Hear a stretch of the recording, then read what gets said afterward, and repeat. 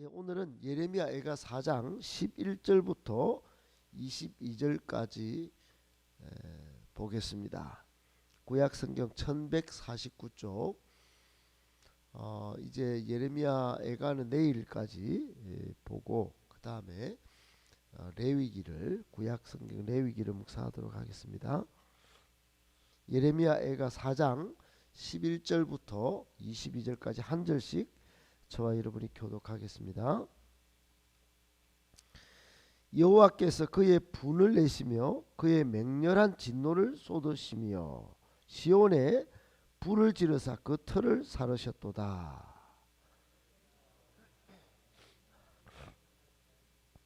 세상의 모든 왕들과 천하 모든 백성이 믿지 못하였었도다. 그의 선지자들의 죄들과 제사장들의 죄악들 때문이니 그들이 성읍 안에서 의인들의 피를 흘렸도다. 그들이 거리거리에서 맹인같이 방황하며 그들의 옷들이 피에 더러워졌으므로 아무도 만질 수 없도다.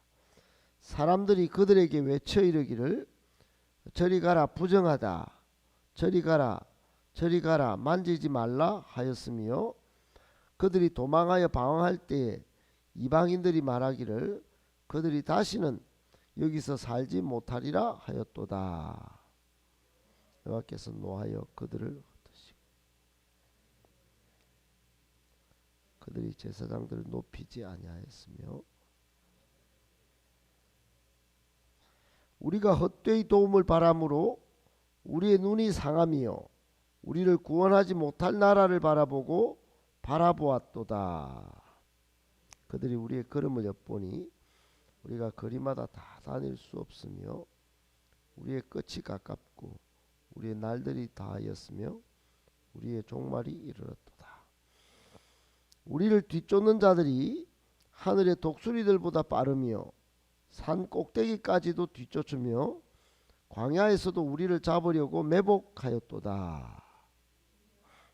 곧 여호와께서 기름 부으신 자가 그들의 함정에 빠졌으며 우리가 그를 가리키며 전에 이르기를 우리가 그의 그늘 아래에서 이방인들 중에 살겠다 하던 자로다. 우스 땅에 사는 딸 에도마 즐거워하며 기뻐하라. 자니 내게도 이럴지니 내가 취하여 벌거벗으리라. 딸 시온아 내 죄악의 형벌이 다하였으니 주께서 다시는 너로 사로잡혀 가지 아니하게 하시리로다. 딸 에도마 주께서 내 죄악을 벌하시며 내 허물을 드러내시리로다. 아멘. 네, 반갑습니다. 매일매일 확진자가 많은 가운데 사투를 벌이는 분들도 있는 중에 우리 새벽에 나오시는 우리 성도님들 마음에 바라는 것은 이런 때에도 건강을 잘 지키시고 하는 일마다 하나님의 은혜가 늘 함께 하시기를 간절히 바라고 예수님의 이름으로 축복합니다. 아멘. 오늘 말씀을 세 가지로 정리해서 묵상하겠습니다. 첫 번째, 하나님의 백성들은 선지자요 제사장의 삶을 살아내고야 합니다. 여러분 베드로 전서 2장 9절에 우리 신약 성도들의 정체성, 우리의 신분, 우리가 어떤 사명을 갖고 사는지를 거기서 정리를 해놓기를 이렇게 했어요. 그러나 너희는 택하신 족속이요. 그러니까 이제 버려진 이방인이 아니라는 거죠. 하나님이 택한 족속이다. 그 다음에 왕같은 제사장이다 그랬어요. 왕. 그러니까 왕같은이니까 그 신분이 굉장히 높죠. 제사장은 제사를 집례하고 사람을 하나님께로 데리고 갈 수 있는 자격을 갖춘 사람, 그게 제사장입니다. 우리가 그 제사장의 신분을 가진 사람들이에요. 웬만한 사람이 아닙니다. 옛날에는 왕보다도 높은 사람이 제사장이었어요. 제사장. 그러니까 하나님께로 신께로 인도하는 사람이니까 대단한 사람이죠. 그리고 거룩한 백성이다 그랬어요. 하나님이 이 세상의 작것들로 우리를 안 여겼다 이게요. 구별해서 택한 백성이요. 그의 소유된 백성이다. 하나님의 바짝바짝거리는 보석 같은 하나님이 책임지는 백성이 됐다. 그래, 우리 신분이 적어도 하나님의 아름다운 덕을 선포하게 하는 이 네 가지 놀라운 신분의 변화를 가져온 사람들이다. 그래서 이런 신분을 가졌으면은 이런 신분에 맞는 사명을 이제 지켜 행해야 되죠. 그 사명이 뭐냐면은 선지자 역할을 해야 됩니다. 선지자. 이 세상에 하나님의 말씀을 선포하는 사람. 옛날에 선지자는 하나님의 말씀을 선지자나 예언자나 똑같은 말인데 입에 맡을 내자 하나님의 말씀을 딱 맡아가지고 딱 전했는데 세상이 아주 깜짝 놀랄 말을 많이 전했지요. 여러분이 아는 예언자들이 많이 있지 않습니까? 엘리야, 무시무시했습니다. 아합 시대에 아합이 벌벌 떨 정도였어요. 그리고 이사야, 예레미야, 다니엘 등등의 예언자들은 하나님의 심판, 하나님의 경고를 남김없이 전했어요. 그 예언을 전한다는 말은 세상이 어둠 가운데 안 빠지도록, 세상이 죽음 가운데에서 안 빠지도록 그걸 깨우는 역할을 한 거죠. 오늘날도 우리가 선지자 역할을 한다는 건 세상을 깨우는 작업을 한다는 겁니다. 아울러 제사장 역할을 한다는 것은 세상 사람들이 영원한 불지옥에 떨어지지 않도록 인간을 하나님께로 초청하고 데려와서 하나님 앞에 바르게 하나님을 섬기도록 만드는 역할을 하는 겁니다. 그런데 이런 하나님의 뜻을 전하고 또 전달하고 하는 역할을 못할 때 어떻게 될까? 못할 때 세상은 진리에서 떠나서 자유를 모르고 행복을 모르고 방황하게 되겠죠. 하나님의 뜻을 모르기 때문에 타락하게 되겠죠. 마치 이스라엘 백성들이 예언자를 무시하고 제사장을 무시하면서 하나님을 배반하고 떠나게 된 것처럼 말이죠.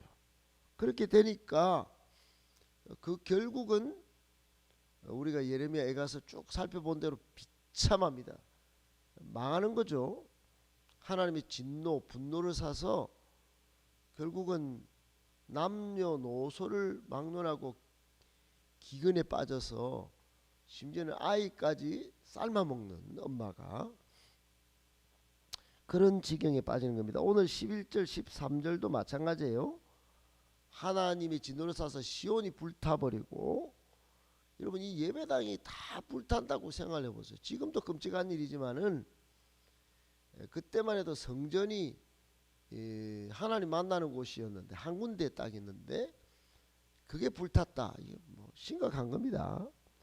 그리고는 12절에 보면 대적과 원수가 예루살렘에 막 들어와 가지고 성문에 들어와서 왕들도 수치에 빠지게 만들고 막 그렇게 지금 존경을 못 받도록 만들어 버리는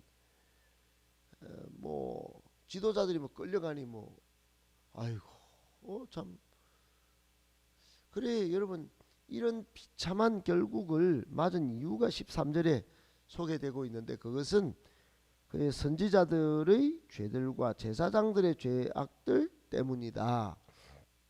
다른 말로 하면 선지자들이 제대로 역할도 못했고 제사장들도 그 역할을 사명을 제대로 못한 게으름과 나태와 불신과 불순종의 죄악들 때문이었다 하는 것입니다.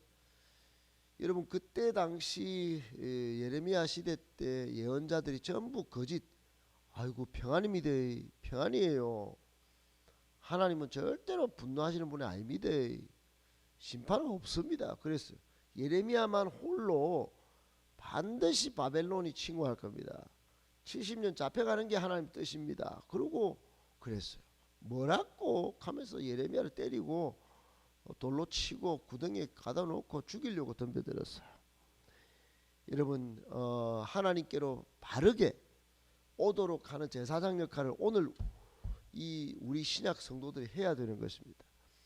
우리가 하나님의 말씀을 모르고 제대로 선포하지 않을 때 이 땅은, 이 대구는, 우리 주변의 많은 이웃은 진리를 모르고 방황하고 죄악길로 가게 될 것입니다.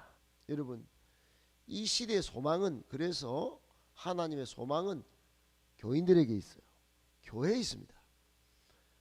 다른 말로 하면 이 예언자의 역할, 제사장의 사명을 감당할 때 이 세상은 제대로 된 소망이 있다, 이 말입니다. 꼭 기억하시고 우리에게 주어진 이 신분, 역할, 사명 잘 감당하여 죽어가는 세상을 살리고 예수님 다시 오실 때 한 명이라도 더 구원하여 정말 하나님 앞에 똑바로 설 수 있는 우리 모두가 되기를 예수님의 이름으로 축복합니다.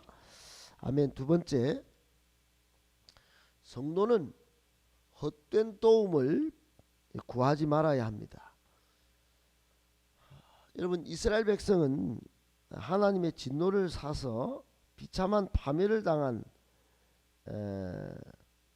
또 다른 한 가지 이유가 있는 것은 17절에 잘 보여주고 있습니다. 17절에 우리가 헛되이 도움을 바람으로 우리의 눈이 상했다. 우리를 구원하지 못할 나라를 바라보았다. 코레에 적어놨어요. 여러분 예레미야가 볼 때 이스라엘 백성들은 바벨론한테 잡아먹힐 때인데 바벨론한테 싹싹 빌었어요. 그 앞에는 북이스라엘은 아수르한테 잡혀가서 여자들이 전부 그 아수르 남자들하고 결혼을 강제로 할 수밖에 없는데도 불구하고 아수르를 이게 손잡고 빌려 갔어. 심지어는 어떤 사람들은 이집트로 가서 이집트에 싹싹 빌고 그랬어요. 강대국 사이에 끼어 있으니 어쩔 수 없다. 말은 그렇게 하지만 여러분 이스라엘 백성이 누굽니까? 그 강대국보다 더한 도움을 주시는 하나님이 계시잖아요.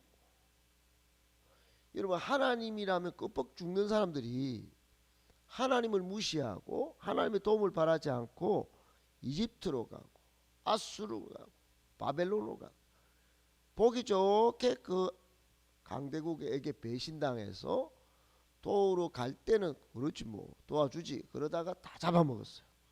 너희 나라에 그 성전에 뭐가 있냐? 금이 있습니다. 금 딱 하고 또 너희는 그 예쁜 처자들도 있다 그럴 때 다 뺏어갔어. 여러분 시편 118편 6절에 보면 그는 내 편이시라 내가 두려워하지 아니하리니 사람이 내게 어찌할까 그랬어요. 그가 내 편이다. 그가 누굽니까? 하나님이 내 편이라는 거예요. 시편 124편 8절에 우리의 도움은 천지를 지으신 여호와에게서다 그랬어요. 시편 121편 4절에도 이스라엘을 지키시는 이는 졸지도 주무시지도 아니하시려다 그랬어요. 하나님은 한마디로 눈 딱 감은 분이 아니라는 겁니다. 항상 지키시고 항상 돌보시고 도와주시는 분이라. 그런데도 이스라엘은 이런 하나님을 버리고 강대국을 쫓았어요. 지금 우리나라는 어떨까요? 우리도 여러분 외교를 의지하고 권력을 쫓고 돈과 물질을 찾고 우상에게 절하고 여러분 이러다 보면 결국은 미소 일에 당하는 겁니다. 지금까지 그런 일이 많았습니다. 자주국방, 자주국민으로서 특별히 그것도 좋지만은 제일 중요한 건 하나님을 섬기는 거예요. 여러분, 우크라이나가 EU에 들려다가 러시아에 당하고 또 러시아 쪽에 붙으면 EU가 경제적인 도움을 주지 않고 그렇게 지금 고생을 하는 겁니다. 여러분, 전도서 12장 1절에 보면 너는 청년의 때 너의 창조주를 기억하라 그래요. 하나님을 기억해야 합니다. 하나님의 도우심을 받는 것이 제일 중요합니다. 우리 머릿속에서 생각 속에서 하나님을 잊어버리는 순간 우리의 도움은 바람같이 사라지는 거예요. 여러분, 늘 우리의 도움은 하나님이시고 그 외의 것들은 전부 헛된 도움이라서 전도자가 말하듯이 헛되고 헛되어 바람을 잡는 것과 같다. 꼭 기억하고요. 권불 10년이고요. 권력도 10년 이상 못 갑니다. 항상 우리의 도움 되시는 하나님을 바라보고 그분께 기도하는 저와 여러분 되시기를 예수님의 이름으로 축복합니다. 아멘. 마지막 세 번째, 하나님은 회복의 은혜를 반드시 주십니다. 여러분, 오늘 22절에 보니까 이렇게 돼 있죠. 딸 시온아, 내 죄악과 형벌이 다하였으니 주께서 다시는 너로 사로잡혀 가지 아니하게 하시리로다 그랬어요. 여러분, 이스라엘은 70년 만에 회복합니다. 나중에 회복해요. 이 회복하는데도 말을 안 들어요. 회복한다 해도 또 말을 안 들어요. 예레미야가 70년 만에 반드시 회복합니다. 바벨론이 망합니다. 뭐라 카로 또 잡혀간다 할 때는 언제고? 저 바벨론이 어떻게 망해? 저렇게 강한데. 아니, 망한다니까요. 여러분, 잡혀 먹는다 해도 안 듣고 그러니 또 망한다 해도 안 듣는 겁니다. 여러분, 처음부터 의심이 가득하고 하나님에 대한 궁극적인 신앙이 없으니 그렇게 되는 것입니다. 여러분, 하나님은 반드시 회복을 주십니다. 여러분의 일거수일투족을 불꽃 같은 눈동자로 지켜보시는 분이 하나님이세요. 그러므로 여러분, 회복의 은혜를 누구한테 구하며 누구를 바라봐야 되겠습니까? 하나님을 바라봐야 되는 것입니다. 마침내 죄악 세상은 심판을 받습니다. 오늘 본문에 에돔아, 너는 취했다, 벌거벗을 것이다. 에돔은 바벨론에 붙어가지고 같은 동족인데 아이고 꽃이다, 아이고 사로잡혀가네, 아이고 술 한잔 하자, 박수치자, 막 에돔이 막 놀렸어요. 근데 하나님은 보기 좋게 에돔이 산 꼭대기에 그렇게 성을 짓고 박수치며 살던 에돔도 망하게 만듭니다. 여러분, 망할 사람은 망하고 될 사람은 되는 겁니다. 하나님의 공의의 심판은 반드시 그를 믿는 사람에게는 회복으로, 그를 믿지 않는 사람에게는 심판으로 역사하십니다. 꼭 기억하시고, 하나님은 이렇게 새벽을 깨우고 하나님께 계속 지속적으로 기도하는 우리의 기도를 꼭 응답하셔서 은혜를 주신다는 걸 기억하시고요. 기도를 쉬지 않는 저와 여러분 되시기를 예수님의 이름으로 축복합니다.